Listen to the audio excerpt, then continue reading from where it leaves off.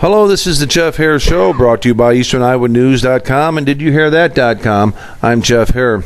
Our topic today, in the state of Iowa right now, mid-January as we're speaking to you, the Northern Iowa Panthers are setting the college basketball world on its ear. 15 straight wins, a school record. They won again last Saturday night, which would have been last night, but depending on when you listen to this, as they defeated Indiana State by the score of 62-40. The Northern Iowa Panthers are doing an incredible job this year. It's a special year for them, just like it was the Drake Bulldogs a couple years ago. We all remember that great run Drake had as they went in the NCAA tournament and lost in that last second shot to Western Kentucky. What a game that was. With me again, as always, Christoph Trapp. Good evening, Christoph. Good evening. So what do you think of the UNI Panthers? You got your season tickets up there at the McLeod Center yet? No, I don't have my season tickets. But, I think the hard part for UNI is going to be to keep it going. I mean, the only thing that really can happen is they can lose, it's over, the win streak is over. But why not add on to it? Well, that's absolutely right. One thing, when you look at a school like UNI, and this is not only true for basketball, it's also true for football, maybe especially true for football. Mark Farley's done a phenomenal job up there, and of course Terry Allen did for years.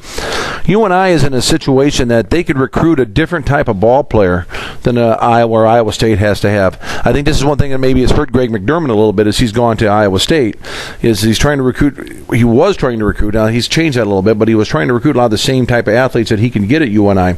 UNI traditionally gets players that are kids that are growing still, kids that are still developing as players, and they come into a Northern Iowa situation and they get involved with a case where they're getting some playing time, they're getting some experience, they're getting some good experience, and we all know that the Valley's a very, very good league, and then they find themselves in a situation by the time they're juniors and seniors, they're exceptional players. I'm thinking right off the top of my head of Jordan Eagleseder out of Bellevue Marquette, who came to UNI, not highly recruited. He was highly thought of in a lot of ways, but Iowa State kind of shied away from him. They weren't sure how he would develop into his big body. He's done an incredible job this season in the middle. I don't know if there's a better big man right now playing in the country, and that may be stretching it a bit, but he's playing incredible basketball. He's a kid that just playing grew into his size and grew into an exceptional ball player.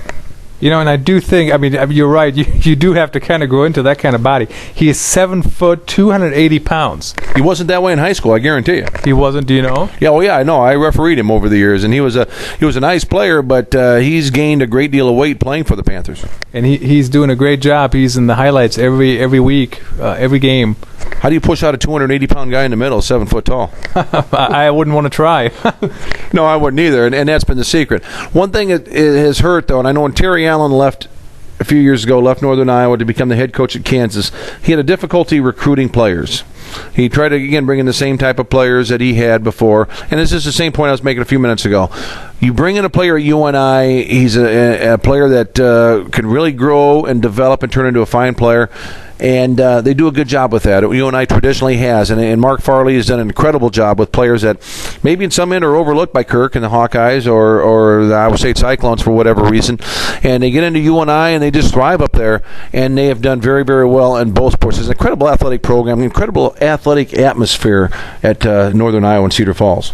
The key, I think, for UNI is going to be they're going on a road trip, couple games on the road. Wichita State on Tuesday, the 19th. And make no mistake, Wichita's a tough place for anybody to go into. And then Indiana State on, when is that? The 24th. They just beat Indiana State last night on the 16th. So theoretically, they should pull that one off. Wichita State, I don't know if how the chances are there. But, it looks good if they keep their head in the game and keep on pushing. One thing that we've got to be concerned about if you're a Panther fan is that they lose if they're going to fall off that high. And as you said, if they do have to lose this season, it's better to lose now than to lose in the tournament.